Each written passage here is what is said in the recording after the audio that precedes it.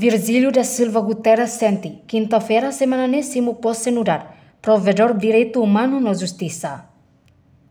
Cerimônia tomada de posse para provedor de direito humano na justiça, realiza a salão la linha Comissão Nacional da Eleições Sene, Caicoli Dili, quinta-feira, Loron Lima, Fulan Janeiro, Tinang Rihunrua, no Lorecentolo. Virgílio da Silva Guterres, ba jornalista Sira Hateteng, prioridade início makbuka hatene situação e instituição PDHZ. Além de concentra completa a estrutura PDHZ, liliu ba posição adjunto na rua, nebecar assunto ba governação no direito humanos. Além de se identifica assunto Sira internal, no continua verifica caso Sira nebe cidadão Sira hato. Nebe concilio, cidadão hatene situação hilaram. Hanoi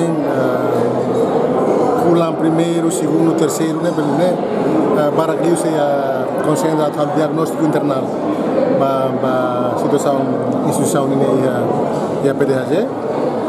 Mas ini lá o satu dehan ya pulang tahun yang lalu itulah atende queixa publikunya itu sebab hari apa sebab hari se queixa rumah tama durante ini kita diskuti ho estrutura yang apa ho divisão departamento de divisão sira apa tu hari yang satu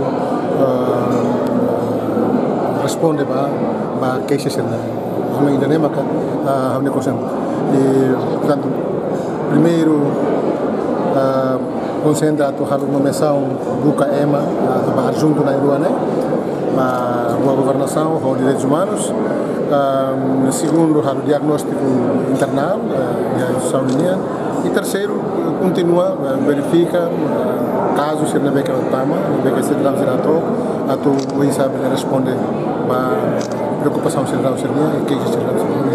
Antes de o discurso ateteng direito humano é assunto sabe Timor-Leste. Também baseada na Constituição RDTL, na Convenção de Direito Humano de Timor-Leste nos aplica ona.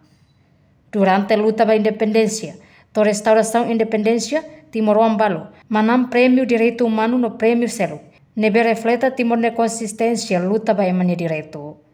E a cerimônia tomada de posse participa o presidente do Parlamento Nacional, membro deputado Sira, chefe de Estado-Maior-General FFDTL, Tenente-General Falur Ratelai, no convidado Sira. Reportagem Celeste Jesus, Melanie Conceição, Televisão Timor-Poço.